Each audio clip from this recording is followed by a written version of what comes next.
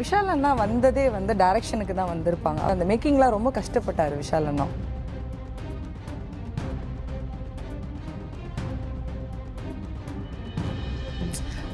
ஒரு பொண்ணுங்களை ரோப் கட்டி மேலே தூக்கி போடுறது அதெல்லாம் வந்து ஒரு ஆண் பண்ணுறது வேற, ஒரு பெண் பண்ணுறது வேற. நிறைய அவங்க சாரீ வேற வியர் பண்ணணும்.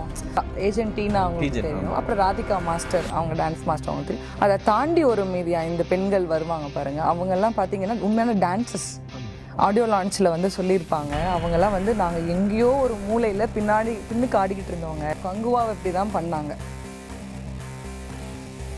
கங்குவாக்கு அடுத்து வந்த கருப்பு ஆகட்டும், விஸ்வநாதன் அண்ட் சன்ஸ் அந்த படங்களாகட்டும் சூர்யா சாருக்கு மிகப்பெரிய ஒரு ஹிட் ஆச்சு. அதே மாதிரி தான் இதுவும் ஆகும். நீ ஒரு 130 ரூபாய் கொடுத்த காசை கண்டிப்பாக நான் மதிக்கிறேன். 200 ரூபாய் கூட கொடுத்து நீ பாரு, நான் கண்டிப்பாக அதை மதிக்கிறேன். அப்போ 130 கோடிக்கு படம் பண்ணிருக்கானே, அவங்கள நீ இந்த ஒரே வார்த்தையில் வச்சு நீ முடிச்சுட்டு போறிய, அது என்ன அர்த்தம்? ஓகே, மதகஜராஜா ஆர் அது என்னது மார்க் ஆண்டனி கொடுத்த ஒரு ஹீரோ இப்படி ஒரு படம் பண்ணிருக்காரு நம்ப முடியலங்க. நீங்கள் படத்தை வந்து பார்த்து தெரிஞ்சுக்கோங்க. இப்படி நீ பேசியிருக்கலாமே.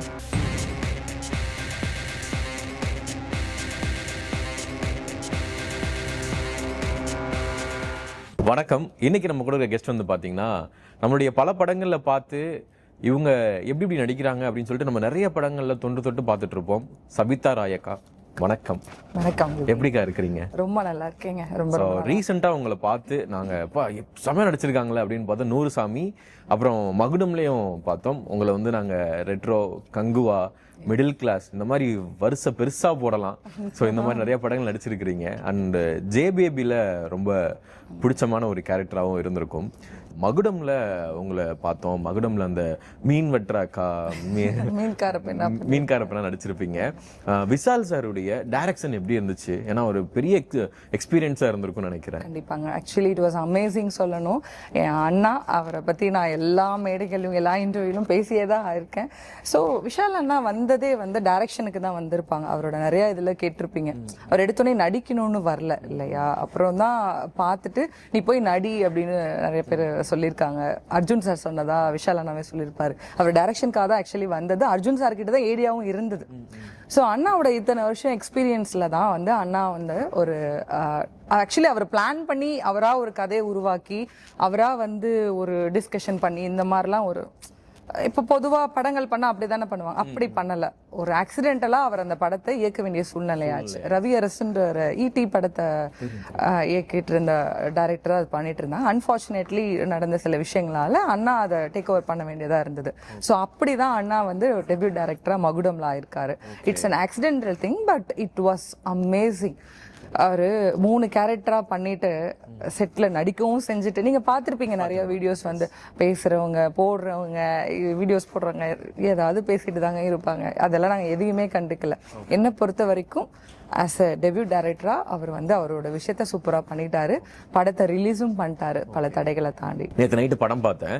அந்த கிளைமேக்ஸில் ஒரு அந்த ஃபீமேல் எல்லாருமே வந்து ஒரு ஃபைட் சீன் மாதிரி ஒரு சாங் வந்திருக்கும். நான் எக்ஸ்பெக்ட் பண்ணேன் நீங்க அதுல இருப்பீங்கன்னு. பார்த்தா முன்னாடியே போட்டு தள்ளிட்டாங்களே உங்களை அப்படின்னு. செத்து போனால தான் என் பையன் அவரோட அந்த ஃப்ரெண்டா ஜான் விஜய் சார் வளர்க்குறவர். ஓகே, அந்த டனல் கிட்ட ஒரு ஃபைட் சீன்ஸ்லாம் நடக்கும்ல, அது எப்படி அதை டைரக்ஷன் பண்ணாரு? என்ன மாதிரி விஷயங்கள் இன்புட்ஸ் சொல்லி கொடுத்தாரு? அதில் எல்லாருமே ரொம்ப கஷ்டப்பட்டிருக்காங்கங்க.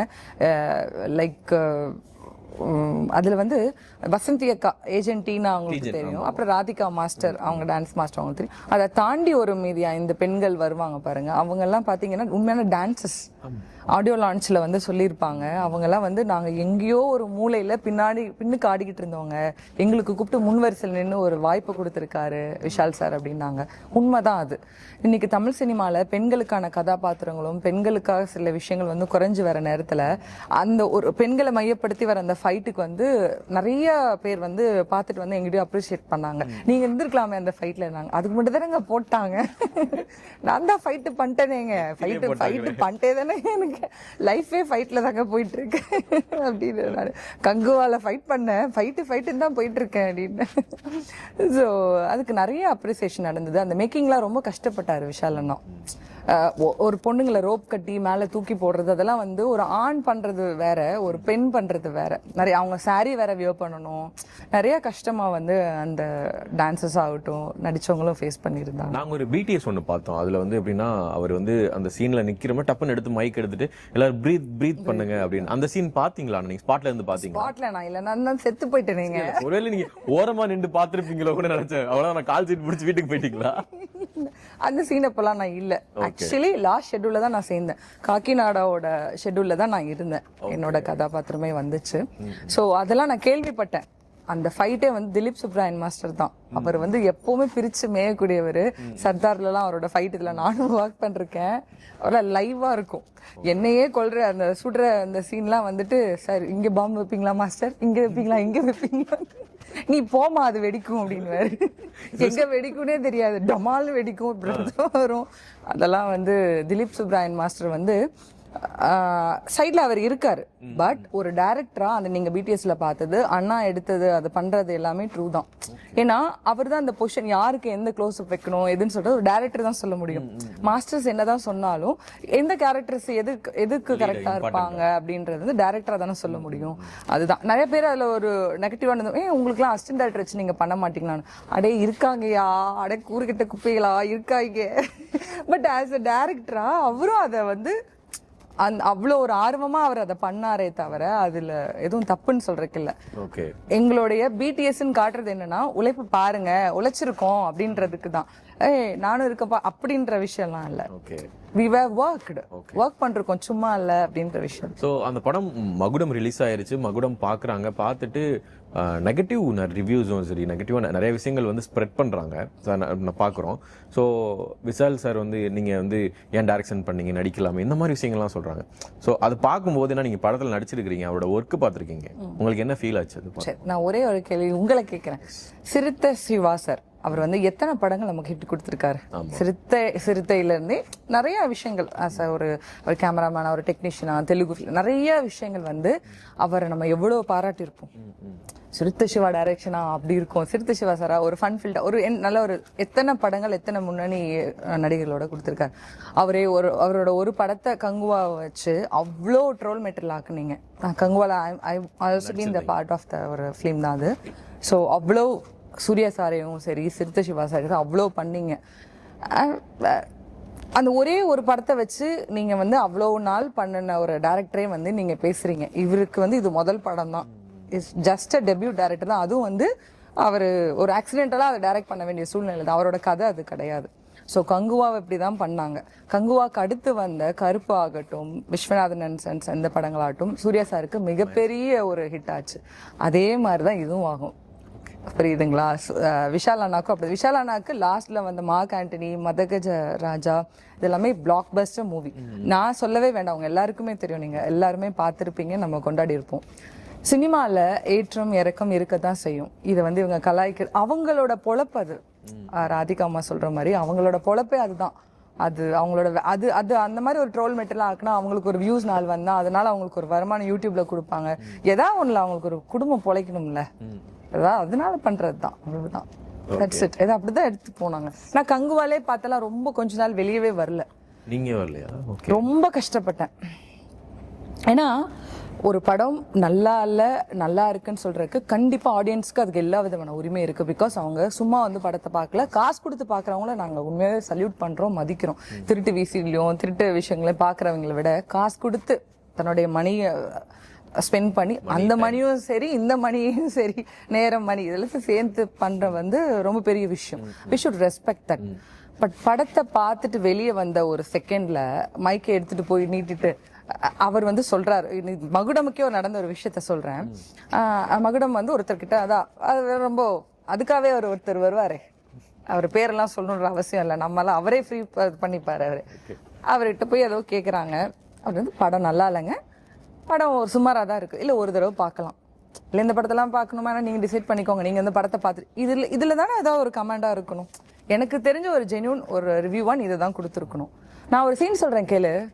நான் ஒரு படம் சொல்றேன் கேளு, நான் ஒரு கதை சொல்றேன் கேளு. படத்தை பார்த்துட்டு வந்துட்டு அப்பதான் படத்தை பார்த்துட்டு வந்த ஒரே ஒரு ஷோ தான் ஓடி இருக்கு. நீ ஒரு 130 ரூபாய் கொடுத்த காசை கண்டிப்பா நான் மதிக்கிறேன்.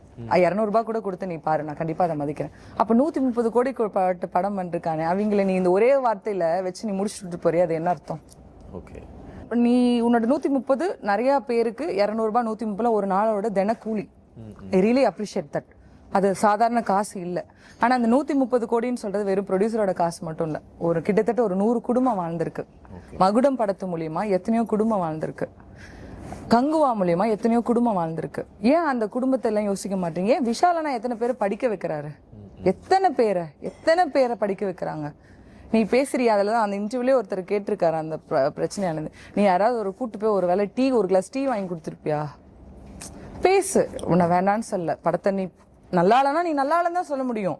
சரி, நல்லா இல்லாத படத்தெல்லாம் நீங்க கொண்டாடுங்கன்னு சொல்றதுக்கெல்லாம் முட்டாள்கள் யாரும் இல்லை. விஷாலானாவே எத்தனை படங்கள் ஹிட் கொடுத்திருக்காரு. இப்போ இதே படத்துக்கு தான் அதே ரிவ்யூவர் மேபி கன்ஃபார்மா மதகஜராஜாவா இருக்கட்டும், ஸோ அதுக்கெல்லாம் ரிவ்யூ பாசிட்டிவ் ரிவ்யூ கொடுத்துருக்கலாம்ல. ஸோ நம்ம அதையும் நம்ம பார்க்கணும். கண்டிப்பாங்க, அதை தான் நான் சொல்றேன். ஆனா அது there is a limit இருக்குல்ல, சொல்ற விதம் இருக்குல்ல. இல்லைங்க, very good, thanks for the point. Madhagajaraja ஆர் அது என்னது மார்க் ஆண்டனி கொடுத்த படம், கொடுத்த ஒரு ஹீரோ இப்படி ஒரு படம் பண்ணிருக்காரு, நம்ப முடியலங்க. நீங்க படத்தை வந்து பார்த்து தெரிஞ்சுக்கோங்க. இப்படி நீ பேசியிருக்கலாமே. த வே ஆஃப் அப்ரோச்சிங் தானே. நான் சீன் சொல்றேன் கேளுங்க. டீ கடைக்கு வராரு, டீ கடையில் இருக்காரு. நீ எதுக்கு வந்து சீனை வெளியே சொல்ற? நீ யாரு? நீ அப்படி நீ பண்றதுக்கு நீ ஒரு சீன், ஒரு வெர்டிக்கல் வெப் சீரிஸா ஒரு சீன் எடுத்துக்காட்டு, ஐ கேன் அப்ரிஷியேட் யூ. நீ சும்மா வந்துட்டு போயிட்டு எல்லா படத்துக்கும் ஒரு கலர் ட்ரெஸ் ஒன்று போட்டுட்டு வந்துட்டு உனக்கு இதே தான் வேலைன்னு நிறைய பேர் சொல்றாங்க. நான் கேள்விப்படுறேன். எனக்கு போய் ப்ரொஃபைல் எல்லாம் நோண்டி பார்க்கணுன்ற அவசியம் இல்லை, கேள்விப்படுறதே சொல்றேன் நான். இதே தான் வேலையாம். இதை விட நம்ம ஆட்கள் போய் கேட்கிற கேள்வி, ஏங்க 3 கேரக்டர் பேர் இருக்காரு, ஒரு கேரக்டர் கூட நல்லா இல்லை, அவனே நல்லா இல்லைன்னு சொல்லிட்டு போறான். நல்லா இல்லைன்னு அவனை விட வேண்டியதானே. 3 கேரக்டர்ல 1 கூட நல்லா இல்லை, ஏன் அது நல்லா இல்லை, இது எரியிற எண்ணெயில நீ போய் இன்னும் அதிகமா எண்ணெயை ஊத்தி நம்ம ஆட்களும் போயிட்டு, தட் மீன்ஸ் நம்ம ஆட்கள்னா இந்த தியேட்டருக்கு வெளியில வாசல்ல மைக் வச்சு நின்னுட்டு இருக்கவங்கள சொல்றேன். அவங்களுக்கு ஒரு விஷயம் அவங்களுக்கு ஒரு விஷயம் புரிய மாட்டுது. அந்த தியேட்டர்ல அத்தனை படங்கள் போட்டு காசு போட்டு நடிச்சு படம் ரிலீஸ் ஆனாதான் அவங்களுக்கே அந்த பொழப்பு கூட போய் கேட்கணுன்ற பொழப்பு கூட.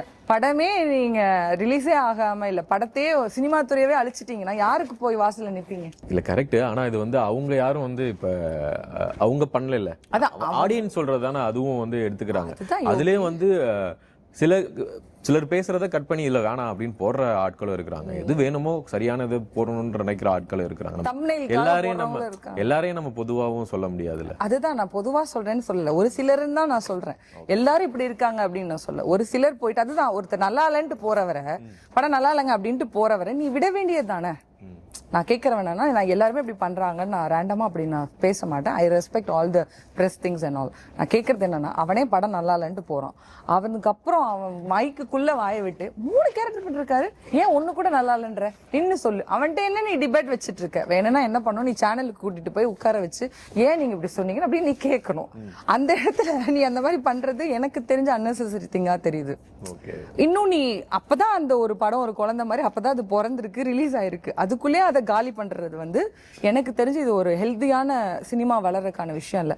இப்பவே நிறைய ப்ரொடியூசர்ஸ் காணாம போயிட்டு இருக்காங்கன்றாங்க. இப்படியே பண்ணிட்டு இருந்தா சினிமா கலைஞர்கள் என்ன பண்ணுவோம் அப்படின்றது சுத்தமா தெரியல.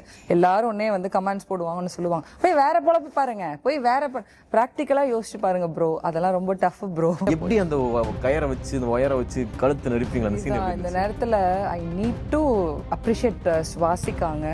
ஐயோ அவங்க நெரிக்கிறது பத்துல இன்னும் நெரிங்க அப்படின்னாங்க. நான்லாம் அரண்டு போயிட்டு அவங்கள பார்த்து என்னங்க அப்படின்னா நான். நீங்க தான் இப்ப சுவாசிக்கா. ஓகே, அப்ப இந்த கொல்ற மேட்டருக்கும் இவரு தான் கரெக்டா இருப்பாரு. 3 பொட்ட பிள்ளைங்களை பெற்று வச்சிருக்கேன். உன் அக்கா நானு தெரிஞ்சா ஊருக்குள்ள ஒரு பையன் என் பிள்ளைகளை கல்யாணம் பண்ண வர மாட்டான். இந்த கருமத்தெல்லாம் அப்பவே பண்ணி தொலைச்சிக்க வேண்டியதானடி. இப்ப என்னடி கேடு வந்து சொன்னக்கு? எப்போ வேணுமோ அப்பதான் கேட்க முடியும். தான் போகும். ஒரு பொண்ணெல்லாம் கமெண்ட் பண்ணுது, இந்த மாதிரிலாம் எனக்கு ஒரு அக்கா இருந்திருந்தா அவளை நான் வந்து எதையாவது அரைச்சு கொடுத்து கொண்டுருவேன் அப்படி இப்படி. அந்த ஃபர்ஸ்ட் சீன்ல விஷத்தை உண்மையிலே கொடுத்துருப்பேன். என்னைக்குமே யோசிச்சு பார்க்கல எங்க அம்மா வந்து ஒரு தனிமையில இருந்திருக்காங்க அப்படின்னு. வெரி யங் ஏஜ்ல எங்க அம்மா ஒரு விடோ. ஸோ இந்த மாதிரியான கேள்வியை நான் என் சொந்த அம்மாட்டையே கேட்கலேன்னு படத்தை பார்த்து நான் ஃபஸ்ட்டு நடித்த நானே ரியலைஸ் பண்ணேன்.